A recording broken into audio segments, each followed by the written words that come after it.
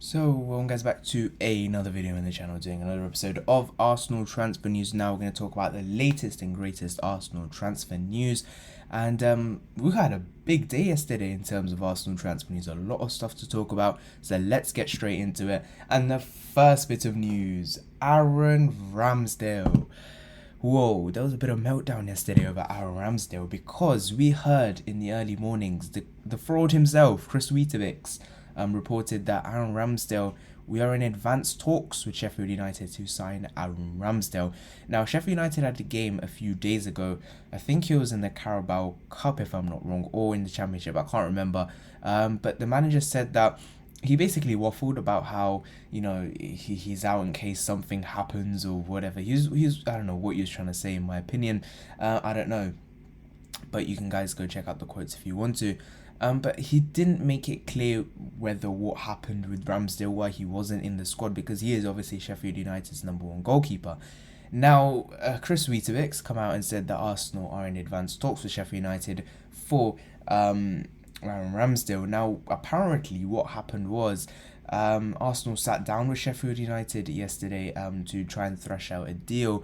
Now, according to a lot of people, a lot of ITKs and a lot of different people were saying that a deal had been agreed close to £30 million for Aaron Ramsdale.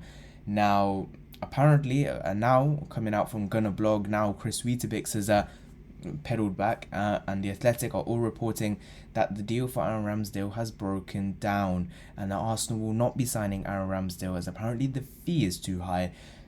Well, I mean, why were you offering 24 million quid for Ramsdale in the first place? Flipping hell. But yeah, in my opinion, I never wanted him. I think I'm with every other Arsenal fan on this one. I never wanted Aaron Ramsdale. I don't think he's any good. He's been relegated 2 times in a row with 2 different teams. He ain't all that, and he's pretty rubbish in my opinion, and he shouldn't be anywhere near this football club. Yeah, why were we even looking at him? Why is this goalkeeping coach trusted with going for someone like him? Yes, I get the homegrown quota, but I think we already have enough to fill the homegrown quota. Go and sign James Maddison, that would fill the homegrown quota. But I think what we need to do now is go get Onana. £5 million. Get the deal done. Yes, he's still banned for 1 or 2 months. Just go with Runnison for 1 or 2 months, because Leno, the likelihood is he's not getting injured anytime soon. So let's just stick with Leno. Hope, fingers crossed, that he doesn't get injured, and just stick with Leno or Okonkwo as number 2 or 3. Because look, then Onana will come in 1 or 2 months' time, you'll get up to speed, and then you can challenge properly Leno for that #1 spot, all for £5 million, which is 25 million less than what we're going to pay Ramsdale. So I think this is a big blessing in disguise for Arsenal, and hopefully now we do go and secure that signing for Onana, because he rejected Lyon in the favour of maybe Arsenal coming in for him. And the reports coming out of Onana's camp that they were shocked that Arsenal didn't come in for him. And now that the Ramsdale, has broken down, we hopefully now go in for Onana and try and secure that deal, because there was a lot of meltdown for Ramsdale yesterday. And I wouldn't be surprised if, the PR journalist himself, Chris Weetabix, put it out there that, oh look, we're in advanced talks. Then the whole Arsenal fan base were in meltdown about Ramsdale. And Arsenal maybe just backtracked and said, look, this wouldn't be good for our process. It won't keep the fans intrigued, because the fans don't want Ramsdale. So what Arsenal may have done is say, no, let's just leave it. Let's leave this, because all the ultra positive process merchants won't be ultra positive merchants anymore, process merchants. And I think that's one of the reasons we probably backtracked on this Ramsdale thing, and we just allowed it and said, nah, let's just leave it. But let's hope now we go for Andre Onana, because that is the main one we want to get. But that is the news on Ramsdale, as the deal is now off. I think we've waffled about this long enough, and let's just hope this is the end of it, because apparently we've had a lot of bids rejected for him. Next bit of news is on Martin Odegaard. Now, obviously yesterday the main news was about Ramsdale, but we had a £50 million bid rejected for Martin Odegaard. Now, this has come out of reports in Spain have suggested that Arsenal did offer Real Madrid £50 million for the services of Martin Odegaard, but apparently Real Madrid want close to 60 to 70. Now, for me, that's too much money. If we have offered 50, maybe there's a bit of complication on the Maddison thing. But if Real Madrid really wants 60 to 70 million pound for Martin Odegaard, no, that isn't worth it. As much as I do like Martin Odegaard, and I think he has a very big future ahead of him, I think he is a good player and he has a lot of potential. He isn't worth 60 to 70 million. It's probably, his potential is probably 60 to 70 million pound. I think if we're going to spend that kind of money, spend it on James Maddison. Because if we're so big on filling the homegrown quota and all those different things, he's Premier League proven already, James Maddison. He'll fit right into the team. And I think just go for Maddison if you're going to spend that kind of money on a number 10. And the fact that Arsenal have actually bid 50 million and Real Madrid have turned it down, which is a bit crazy because Real Madrid, they might want to loan him, and I think 50 million is a very good price for them to get right now, considering they got peanuts from him, 6 to 7 years ago when they signed him as a 15-year-old, and they're probably not going to get much more than that because he isn't going to play for Real Madrid. His best bet, I think Real Madrid why have they rejected 50 million? It's quite crazy to me. But for me, I would take Odegaard back, but I think the price is a bit too much. £50 million is a bit too much in my opinion, and I just don't think we should be going in for Martin Odegaard for that kind of money. Go for James Maddison instead. It's the best bit of business we can do. I think if we can sign Maddison or Nana and maybe a right back, then I think this transfer window is salvaged to an extent because we've covered a goalkeeper, we've covered the number 10, and then we've covered the right back spot, which is what we need to do essentially in the rest of this transfer window. So hopefully we do allow this Odegaard thing and we don't let this happen. Instead, we just try and focus most of our money onto that Maddison one, because look, Onana's 5 million. 5 million quid.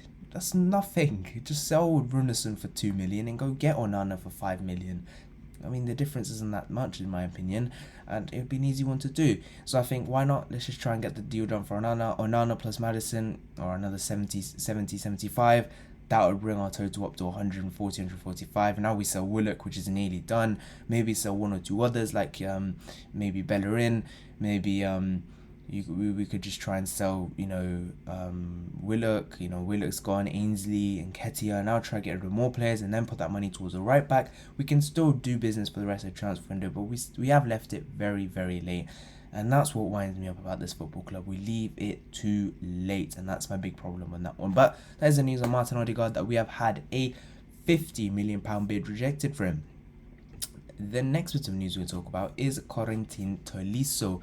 Now, he has been linked for £8 million from Bayern Munich. Now, I do like the look of Corentin Tolisso. He's not really ripped up at Bayern Munich. He ain't a great footballer, but he isn't a bad footballer. He is 27 years old, so again, he's going into his prime years now. He did sign 4 years ago, I believe, for Bayern Munich, and he's going into the last year of his deal. Now, Bayern Munich do want to get rid of him to avoid losing one of free next summer, and they're willing to get rid of him for £8 million. Now, I think if it comes down to a last resort and we haven't done much business, he's probably better than most of our midfielders, and I think he would probably add something that we maybe don't have. He would improve our squad greatly. He's not going to take us great levels, but he'd be a shrewd signing. So I wouldn't be against signing Corentin Tolisso, but I'll definitely try and sign some better players like, your Basumas for that position, or put the money in the Maddison basket, as we probably should do. But yeah, I wouldn't mind Corentin Tolisso, but I think we should be doing better than him. But leave your thoughts in the comment section down below. He's been playing at the highest level for Bayern, in the Champions League, in the Bundesliga, winning it year in, year out. He has that winning mentality. He does play quite a lot of games for them, and I don't think he'd be a bad player for us. He's quite decent, but I definitely think we can do better than him. Next bit of news, and the last bit of news, is on Dennis Zakaria. Now, apparently, he is available for a cut price fee of close to £15 million. Now, he does play for Borussia Mönchengladbach in the same league as Tolisso. Zakaria is more of a CDM, more of like a very defensive midfielder. So you could probably play in a pivot with Partey if Partey is going to be that box-to-box, as you will, even though I don't think he is. Dennis Zakaria is another option. Now, personally, I would take him. I think he is a very good player for what he is. But £15 million again, it's quite a cheap deal for someone who his market value should be close to 30 million in my opinion, and I think he'd be a good signing, and I'll definitely take him. But I think he doesn't fit the profile of player we need right now. I think Partey and Lokonga is probably very similar to him, so I do think we need more of a box to box, more of like an Aouar, like what Ceballos was gonna try and do for us.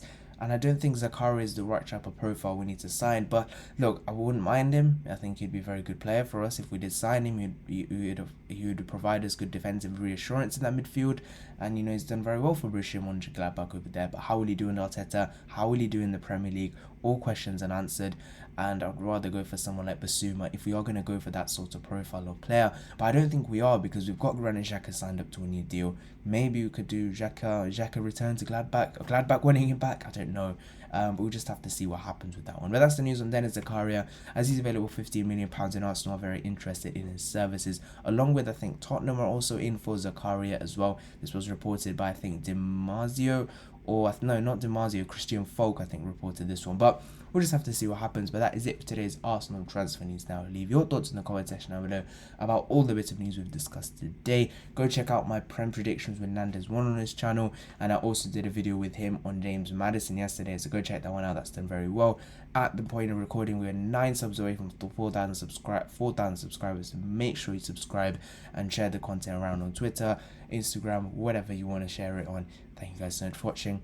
See you guys in the next one. Bye bye.